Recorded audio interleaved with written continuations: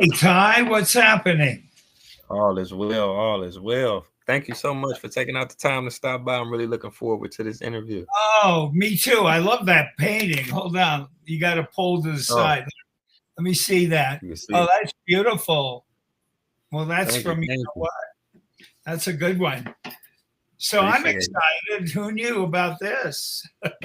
Yeah, it's definitely an honor. You've been doing some major work for a very long time. That's really Oh, inspiring.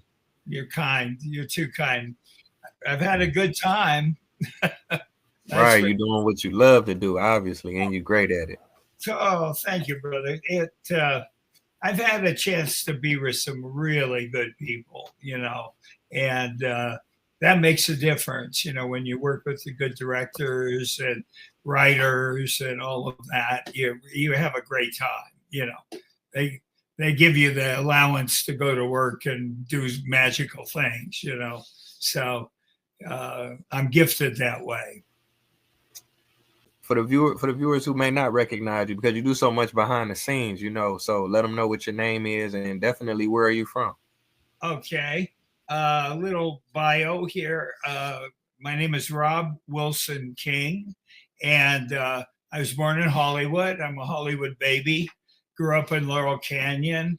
Went to Wonderland School way back then when I was very beatnik and bohemian and cool. And, you didn't stand a chance. You knew you were going into the arts when you did that. And, my dad was a designer. He started as a oil painter, but then he became a designer and builder and did a lot of cool stuff in Hollywood and LA.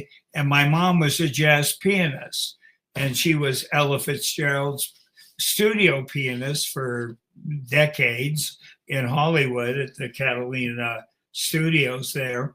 And so I had a great upbringing that allowed me to, move around and, really be able to have a certain freedom. Yeah, if you're not afraid, it helps.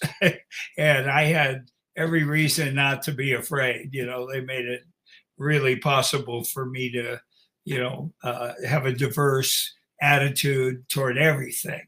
And, I went in the service too. I was in Vietnam and I got discharged and went in San Francisco and went directly across the bridge into Haight Ashbury in the 60s. Not a bad deal. And studied at the San Francisco Art Institute. Eventually, I went to New York, studied with Stella Adler, went study architecture back in LA at SciArc, and my studio was in Venice Beach, and that was kind of like the hotbed of really cool art and people, and this was in the early 70s. So I had a real neat environment there, and I rode my bike down the street to Roger Corman and showed him I'd been drafting all along and designing as a kid. And he looked at my stuff and he says, "Did you do that?" I said, "Yeah." And he went, "You're hired, start tomorrow." So I started doing all his films as a set designer. What a gift, I mean, I did one right after the other until it was time to really, become a production designer. I'd done enough, with him. And so I did The Hills Have Eyes was my first film with Wes Craven. And that was pretty hairy. And, we did everything on that. And that started a career that was largely in horror for the first 15, 20 years. I did horror, one right after the other. And, I worked with some really cool guys, Wes Craven. I did Scary Movie with Keenan. I did Low Down Dirty Shame with Keenan. I love working that family. Great friends. And, so I kept building my ante. And then I started doing a more diverse thing. where I would do things like Hoosiers and things like and everybody was out of Venice. Everybody, what have you ever been to Venice, Ty? No, no, I haven't. Well, it was, it's pretty cool. And, a couple cool, centers of the universe were there where you could meet writers and directors and who took a chance with you, and I can't even tell you how cool what a gift that is, So it was pretty neat during that period because there were a lot of indie houses, that a lot more than now. Now there are hardly any, and at the time you could go to movie to movie to movie to movie. And that's not to discourage any of the new people out there, because I go out of my way to involve new people anytime I can in my crews. Anytime I do anything, I get great ideas from new people, and they just stimulate me. So, I want anybody hearing this, don't feel you were born at the wrong time. You were born at the right time. Right now, your moment is in front of you, and even though Hollywood right now is going through a few hiccups that everyone's being affected by, but we'll get through it. What do you think, Ty?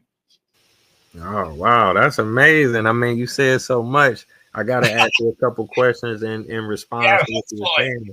Yeah, my mind is still processing it, but you mentioned Wes Craven, right? He's from Cleveland, right?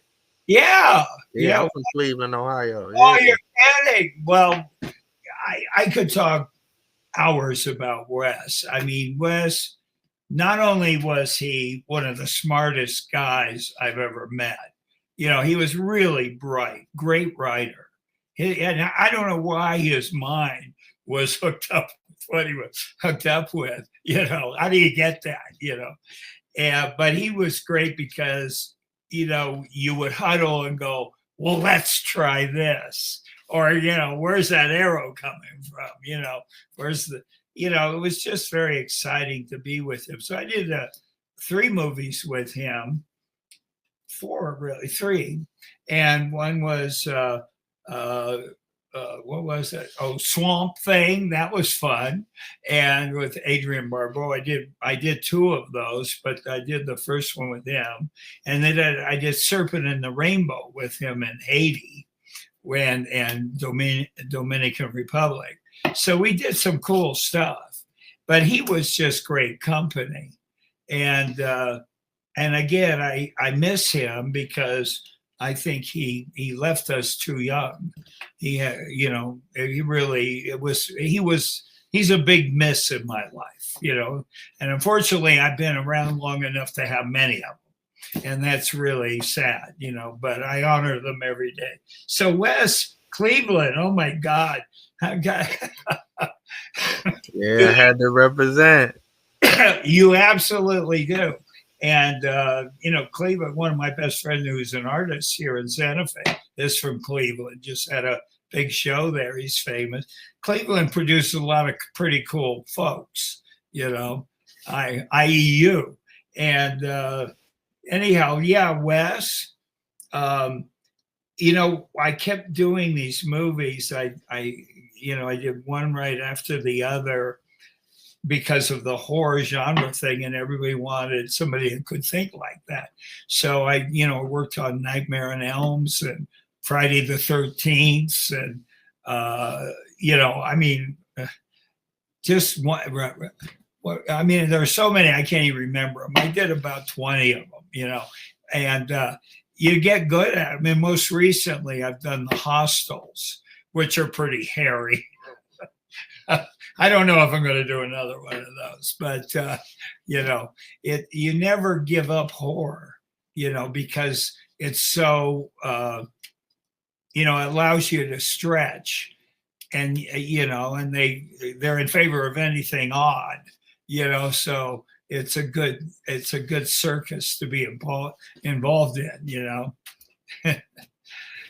Yeah. I appreciate you sharing that. Now, I wanted to ask you this. You had mentioned going from set designer to production designer. What exactly are those roles? Okay, well, good question, and particularly for your audience, because and why it's good when you're getting into the biz, and your ambitions go in that direction. It's good to be a Mustang, and when by Mustang I say start ground up. Don't walk right in and be a production designer, because in one movie you'll screw up and they'll throw you out. So you want to learn with the basics. And if you're, loves designing film and love film at all, to be a set designer is to be like a draftsman. So the first guy that gets hired in a movie is me. Yeah, the director gets hired, obviously, but then I'm the first under the radar hire, and my job is to, absorb the vision of the director, which is very exciting for me personally. I love to see what those guys are thinking. They blow me away mostly. And so once I recover from that, my job is to translate it. Well, one of the first hires I hire would be a set designer, because I need some person. You can be with the director and hang with the director and all that, and go to all these locations, and figure out, listen, we need to build this, we need to build that. We can't find that stuff. We're going to do something exotic in it. So a set designer is the guy who sits at a drafting table and makes me honest.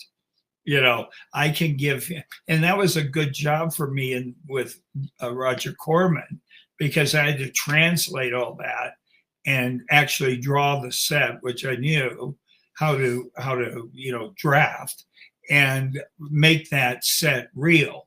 And what you learn over time is what real means. I would give Breaking Bad as an example of that. When I did that, that was a real watershed moment for my work, and the real need to have the sets real and layered and truthful and authentic and organic, and having all those great words apply to what a set designer and art director do, collectively. And so it's a real important role.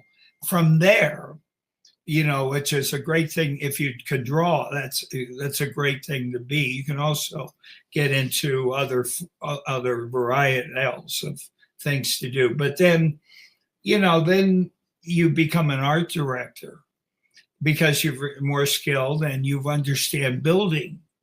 So art director is the guy who makes the building happen.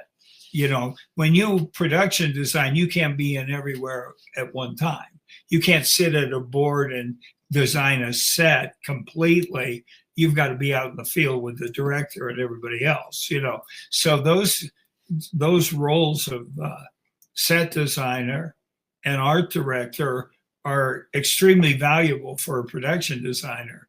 And I love getting new people on board that way. By the way, I've made set designers. First of all, I've made architects set designers, because they weren't getting work in architecture.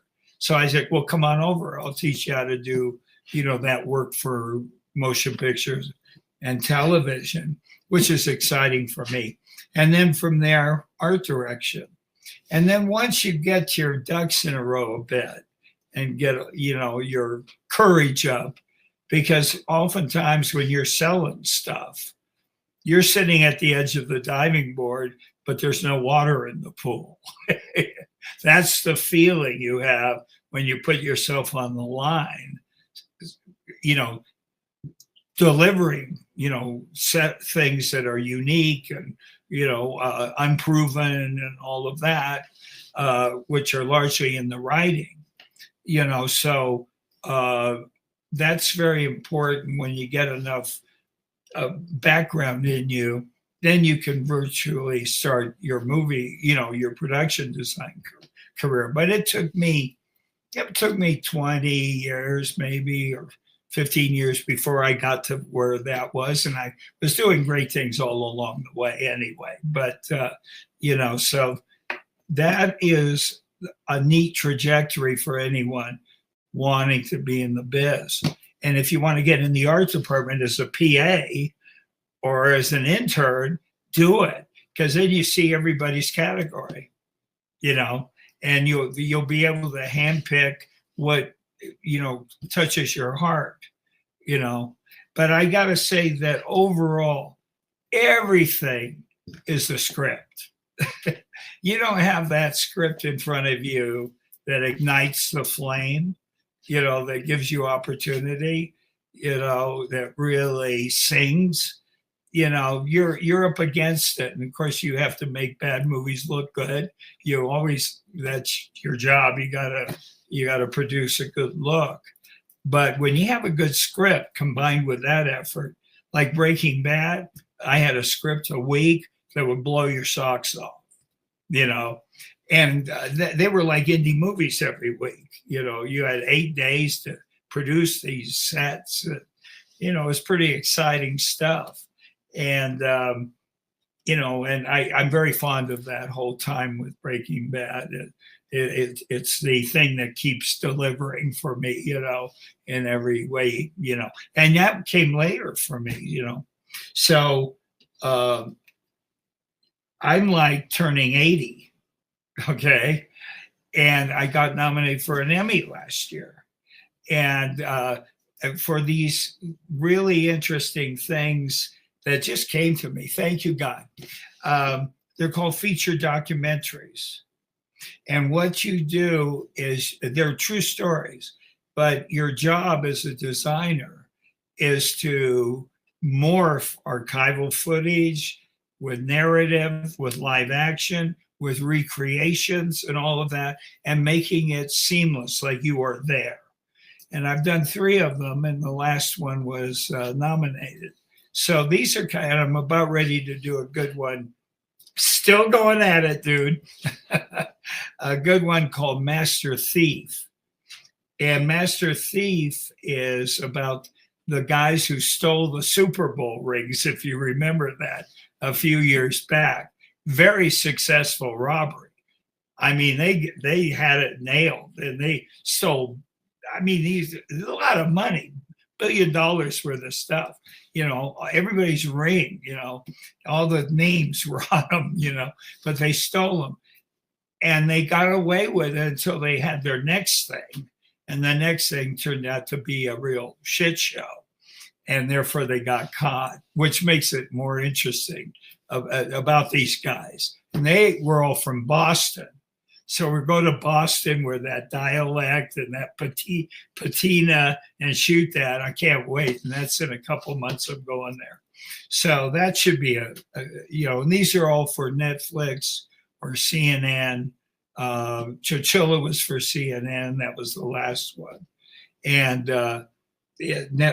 Tread was for Netflix. So that's kind of a neat category for me right now at this stage of my life, Wow, that's really amazing. Now I have to ask you, because you mentioned, like you say, you 80, so you've been doing it for so long. How has the technology and AI and cell phones? Oh, good question. Yeah, go ahead. Good question. Well, here I gotta say that when you're sitting here where I am, and we have gone through a real slump in the business, which in the last 2 years. There were a lot of reasons for that. But one of the chief reasons for it was streaming. And streaming bled the studios because they were trying to keep up with something they didn't know. They didn't know how to make money on it. So they just threw money at it. Well, at the end of the day, they were bleeding out. Something had to change. And then they had the strikes, which were ill-advised as far as I'm concerned. Wrong time for that, but because we were coming back from the pandemic, and so there was a combination of stuff which just put the industry in the crosshairs. One of which is AI. Well, what's that going to do to everybody? So but I have to hark back to as you mentioned, my longevity in the business. I've been through this shit show 4 times at least. And the first one was, DVD television. What do we do with that? And DVDs for movies. What is that? And the next one, they've been a parade of these. Maybe I would say every decade has a stall in our industry where they're coming to grips with a new technology. The other one was a CGI. Everybody, we'll do it in CGI. Well, you saw how everybody overdid that. We'll do it in post. We'll do it in post. Well, I never want to put myself or my art department out of work. I don't want this stuff manufactured. I want my guys working. I want to create. Actors work better when the setting is real. You don't get performances like Walter White if he's walking into a green screen. So there's a lot of lessons with new technology, but I find that even along the way, and I'm older, I embrace it all because it'll be an interesting tool once harnessed, once understood, not overused. And there'll be people trying to use AI in unscrupulous ways, which will harm us, but we'll get them, we'll capture it. We'll make sure that works for us. And I think that that's just the next thing. We can't be afraid of that stuff, but you've got to be aware of it, and will it cost jobs?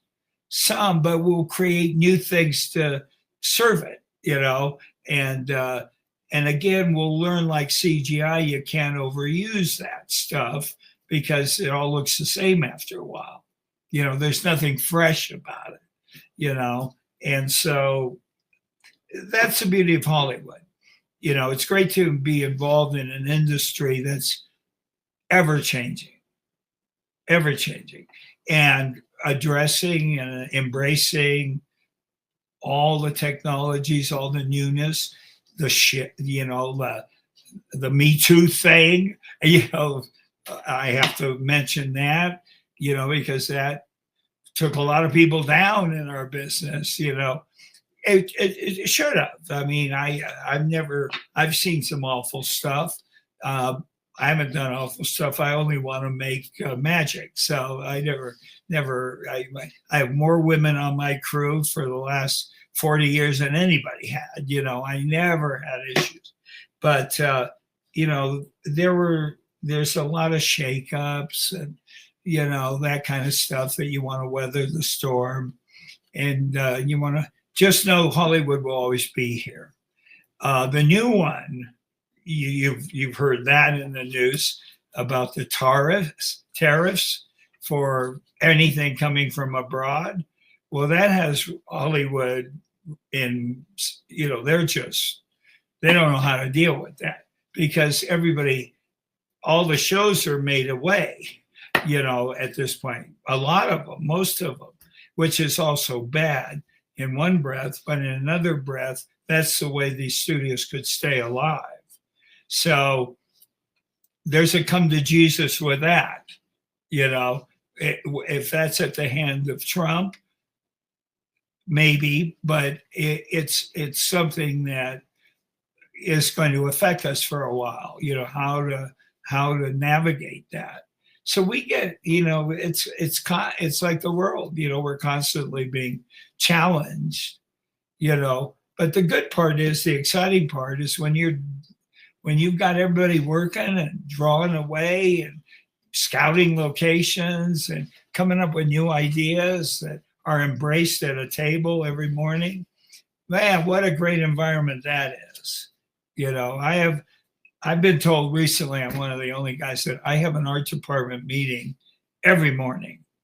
And what that does is allow everybody around the table, that's props, that's set decoration, that's construction, that's set design, that's graphic design, that's all that's locations. It's all these people are present who are engaged in making this movie come to life and be real and be great. I like to make things that are more distinguished than others. And if you're engaged with everybody that way, what a cool thing to be able to do. Yeah, definitely. Let me see, we're about 26 minutes in. I wanted to ask you about a few projects. I know you might have kind of touched on them. And you can speak about this. Is it a significant difference between, doing horror and then going to do comedy, like you say, working with the Wayans? If you can speak about Low Down, Dirty Shame, Scary Movie, or even the Rush Hours, Listen, no better guy to be in Hong Kong with than Jackie Chan. I love doing the Rush Hours because, well, I like doing comedy. I would start with horror, but comedy is a big part of me. And I love working with, really good comedians and really talented actors and stuff. But, the Rush Hours, well, if you notice that I do a lot of things that become, they spawn franchises. That's a pretty nice thing to be able to do, that you create something that there are more of them after your initial run. But you never have more fun than with Keenan and Damon and Chris. Chris, Mike, what he calls me. I've done 5 movies with Chris. Money Talks, Rush Hours. He goes, Magic Man, motherfucker, come over here and give me some love. That's Chris. Love that guy. And they're like not afraid. They're just they can pull it out. But when the art department works, so you mentioned Rush Hour, you're always crime solving every day. In Rush Hour, how do we get him from up there down there was the big question in that big scene at the convention center, which was a great set to do. Oh my God, that was a good set. Carved everything. It was so cool. But I said, well, wait a minute, Jackie, don't they have scrolls in China, and the scrolls say something. I said, if I create a scroll, and I'll make 2 because I'm a symmetry guy. I want one on either side of the fountain. Can you write it down? Can you write that from up there down? Which is one of the great scenes in the movie. And he went, oh yeah, no, I can do it. He can do it. Yeah. He was harnessed, so he could do it. But that was from the art department. And I said, well, we got to put something that means something on that, because we're going to play in China and we don't want some dumb thing on there that insults people. So you have to do the research for that. But those are like comedic moments that you're directly involved in, and coming up with ideas, because you always get into these things where you're solving crimes, is the way I put it, and you pull it off. That was a big moment when that worked. I watched every second, from the sidelines, just hoping that everything would go well, and it did. But we were nonstop and coming up with things for him to do. Ideas that, where the bad guys are, where this is, it's endless. It's like when horror, how do you kill the guy? How do you do this? In comedy, it's, what kind of gags? But I think it's also one of the chief jobs that I find remarkable to have is safeguarding the gag, safeguarding what's written, safeguarding the humor. Same guy. Don't. It's not a show of your artwork. It's like, how do you serve it? Like, you make sure that you cradle that and surround it, and give it everything it needs, so it can be hardy and hit it. And that's a great job of a production designer, is to really be true to those moments and deliver what's necessary without overtaking it.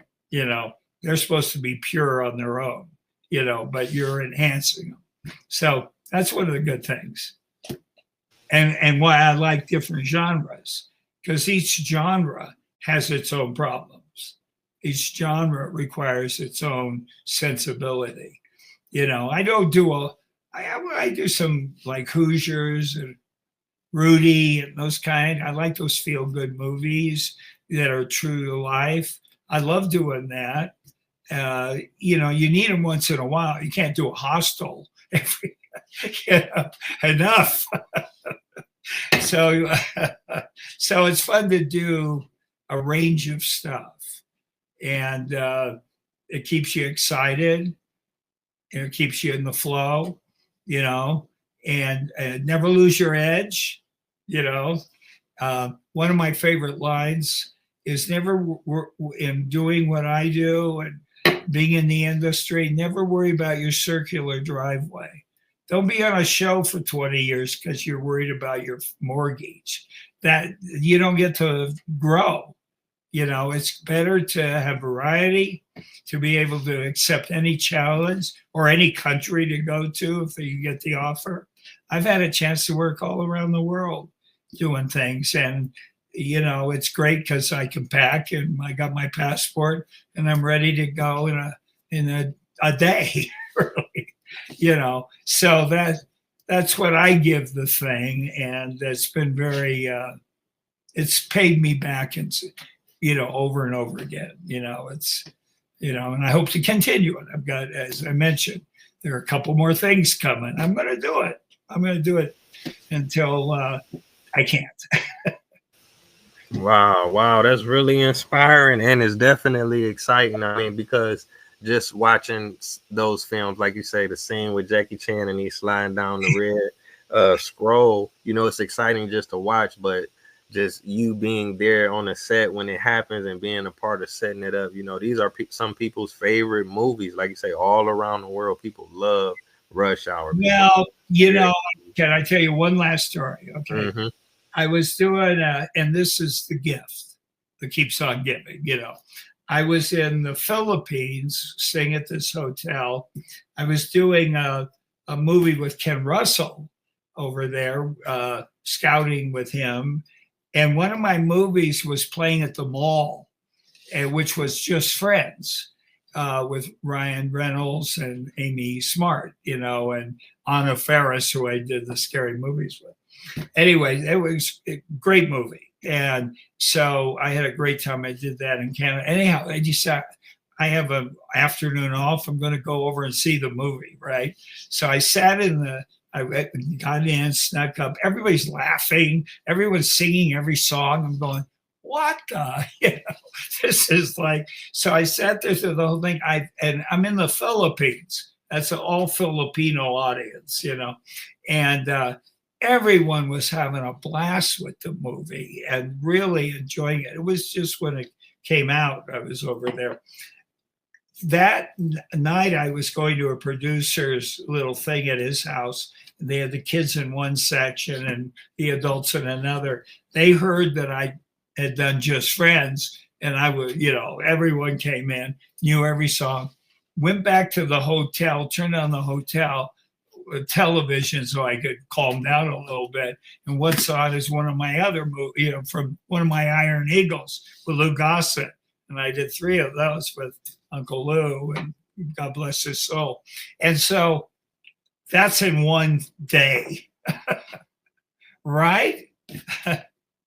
Wow, that's amazing. Can't beat that one.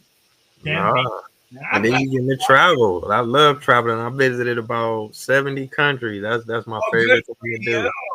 Well, that's where you learn. That's exactly. any chance, any way to travel is, you got to do it, because that's better than any film school, than any school, period, is what you learn out there, real life stuff. And kudos to you on that, because it's made you who you are. And I think that's a great statement from you. And I never turn down going away. I don't care what it is. Yeah, I got to work with who? That's okay. I'll go there.